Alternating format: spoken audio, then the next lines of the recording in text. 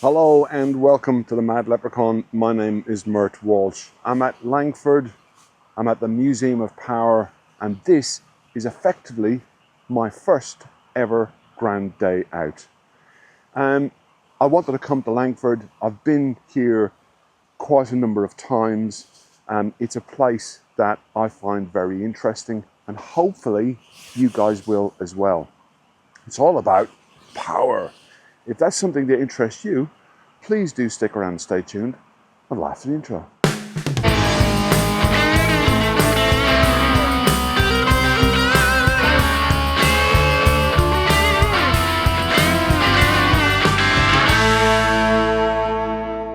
My idea of these grand days out is, if you're a biker or even if you're not a biker, it really doesn't matter. Normally a biker wants to go for a little ride somewhere when we're not doing a tour. We go to a point of interest, have a brew, maybe look around the museum, you know, that type of thing. Maybe have lunch with the missus or have breakfast with some friends. Who knows? A point of interest. So this point of interest is the Museum of Power at Langford. And so what I'm hoping to do, and please do give me a bit of feedback on this one because this is the first one. If you found it interesting, why you found it interesting, and that type of thing, you know. I'm not looking for sunshine to be blowing up my car, you know, I just want feedback. So hopefully I can produce something that you guys might find of interest. Right, so why the Museum of Power? I've been to the Museum of Power quite a few times. It is a petrol heads or a person who likes power, the internal combustion engine, steam engine, electrical power, and all of the above. It has a nice restaurant, and we're going to visit all of that, and I'm going to show you around. But I'm going to give you a brief insight into the history of the museum, and why it's now called the Museum of Power. It wasn't always called the Museum of Power. It was effectively a pumping station run on steam, and we're going to introduce you to the pump that's still on site to this very day. So I have a few more of these planned throughout the rest of this year. And depending on what you guys say and what sort of feedback you give me, I will obviously try to do my best to take on board constructive criticism. That's what we're after.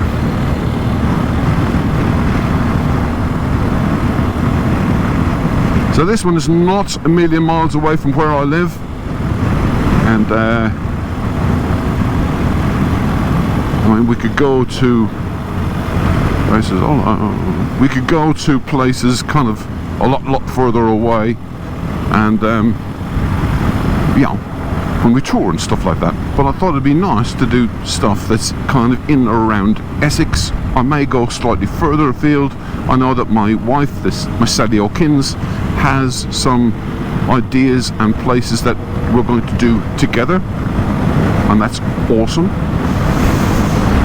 So yeah, please do stick around and stay tuned. Subscribe if you haven't already subscribed. It helps the YouTube gods. Leaving a comment in the comment section below obviously helps the YouTube gods, and yeah, helps my little channel grow. I am obviously on Instagram. I'm also on Facebook as the Mad Leprechaun. So if you want to chat to me, send me a message. I do have a full-time job, so I'll try and get back to you. Honestly, I will. I'll try and get back to you as quick as I can, but I can't guarantee I'll be able to answer every question, because sometimes if a video does well, I get a lot of questions and a lot of comments. So yeah, bear with me on that one. I have got a full-time job. What a fantastic, beautiful spring morning. Perfect for a motorbike ride, don't you think?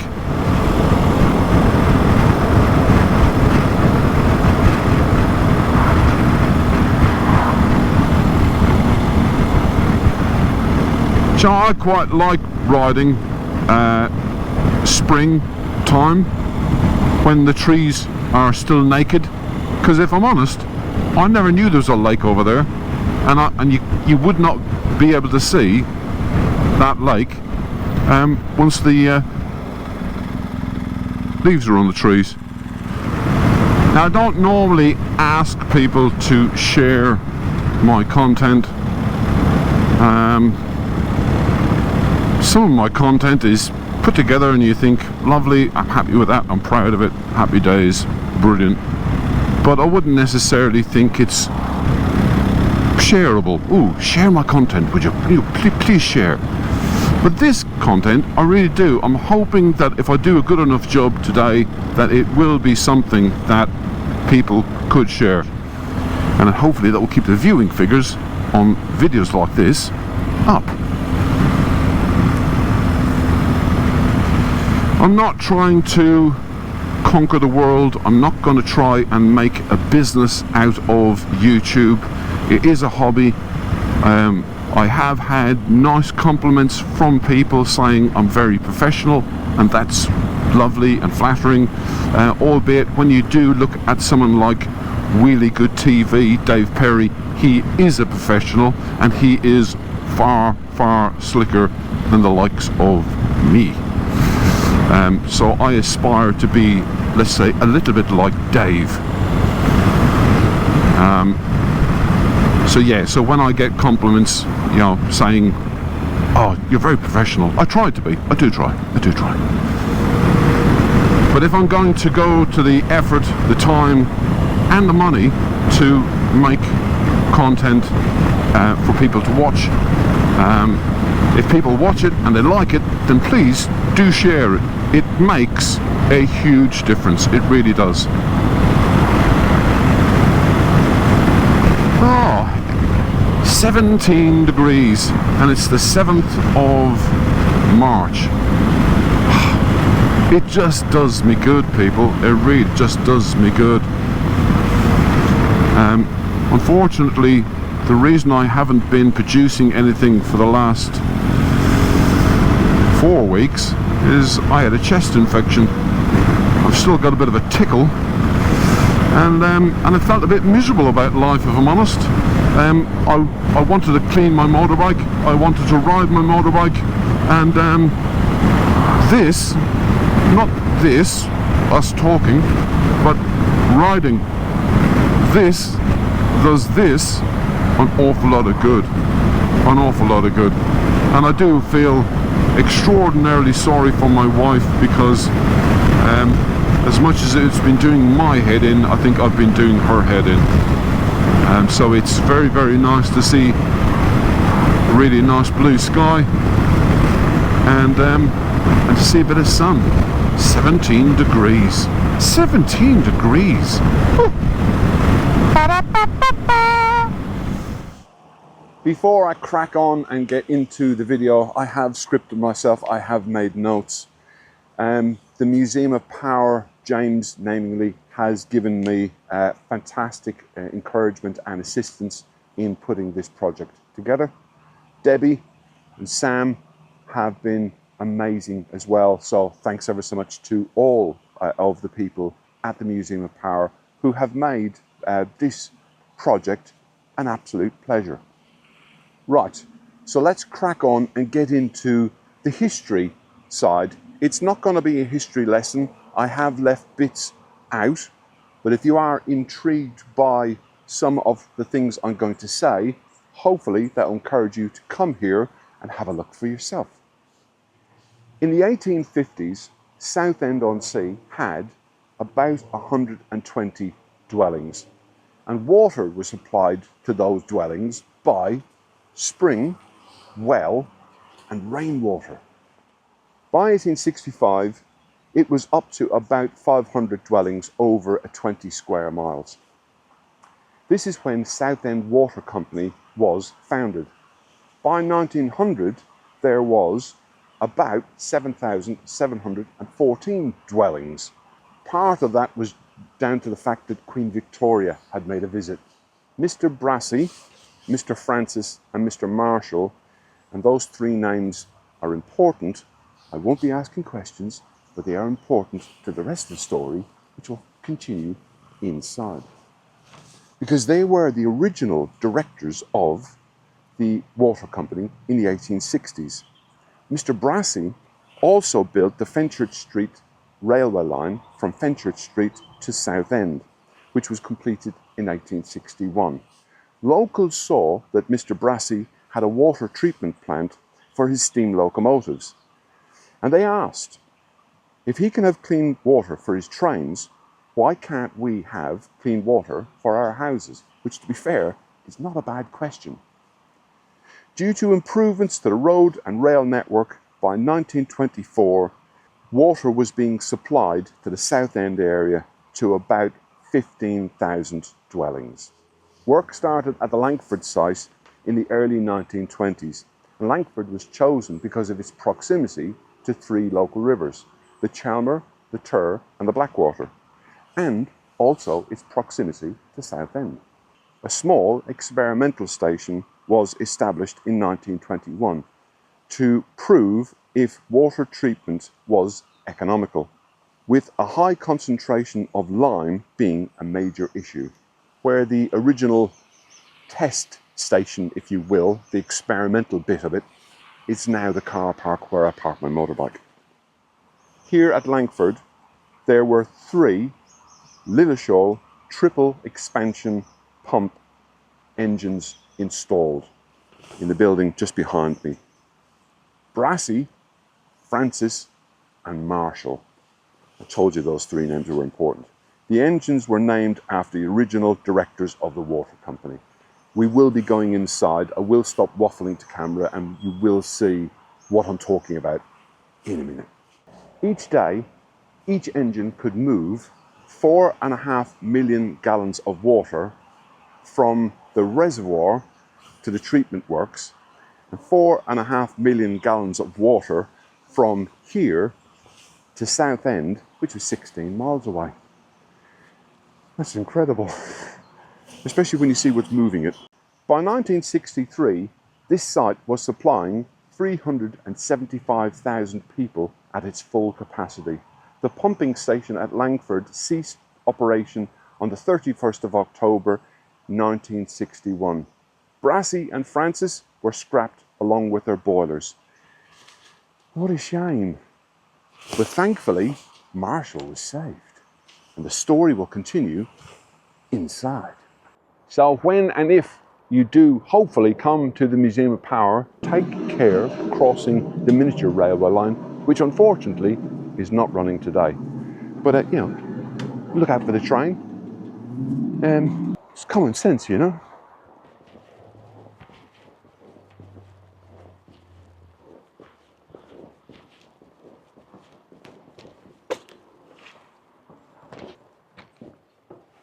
Marshall was the last triple expansion engine produced by the Lilleshall Company, number 282, and is believed to be the only Lilleshall in the UK to be in its original location using its original pump set, and when on a steam day, which is about 8 or 9 times a year, believed to be unique worldwide. Titanic, the ship, had 4 triple expansion engines. 2 of them were Lilleshall engines, very, very similar to Marshall. Marshall is significantly smaller, so the 2 Lilleshall engines on the Titanic were significantly bigger than what I'm stood on, which is bloody amazing because I am up a very, very long way and I can be on the front of the Titanic. Most pumping stations replaced their engines with much bigger ones. The Langford site has built a new pumping station across the way, so Marshall effectively could be saved thanks to the work of the company director and chief engineer, who suggested that maybe one day this building could become a museum. In the intervening years, the WI occupied the Langford site, and they were filling in a form because they wanted to run events at Langford, and they ticked the wrong box and effectively made this building and all of its contents listed. A mistake or a happy accident? I'll let you decide.